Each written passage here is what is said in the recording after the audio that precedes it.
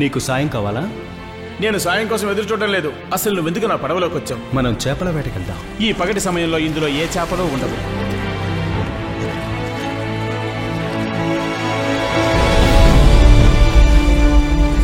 చేపలు?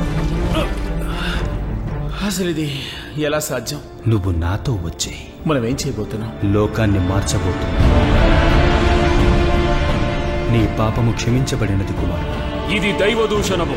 ఏది సులభమో నీవే చెప్పు. ఇతని పాపములు క్షమించబడ్డాయనడమా, పైకి లెమ్ము, నడువుము అనడమా? నేను ఒక యువ ప్రవక్త గురించి విన్నాను. అతను నజరేత్తుకు చెందిన యేసు అంట. అద్భుతాలు చేస్తున్నాడట.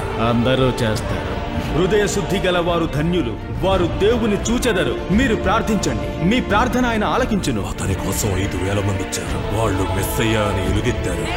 మీరు నీతి కొరకు ఆకలి కొని ఉంటే అది నా ద్వారా తీరుతుంది. జనం కట్టుబాటు తప్పితే పిలాతు ఏం చేయడానికైనా వెనుకాడడు. యాజక, మనకతను సాయం చేస్తాడు. తిరుగుబాటు చేసే వారిని అణచివేస్తా. రోమనుల నుండి మమ్మల్ని కాపాడు ప్రభువా. ఆ వ్యక్తిలో అసాధారణమైనది ఏదో ఉంది. మనం చాలా తెలివిగా జాగ్రత్తగా వ్యవహరించాలి. ఇతను నిజంగా దేవుని కుమారుడే అయితే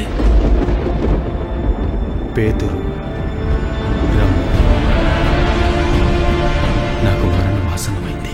కుట్రతో నన్ను నా శత్రువులకు అప్పగించనున్నారు. నజరేయుడైన యేసు నీ పైన దైవ నిందారోపణ మోపబడి ఇతను దెయ్యాల శక్తితో స్వస్థతలు కలుగజేస్తున్నాడు. మన దేవుని ఆలయాన్ని కూల్చివేస్తానని హెచ్చరించాడు. ఒక్క విషయం చెప్పు, నీవు దేవుని కుమారుడవా? అవును. ఇది దైవ దూషణ.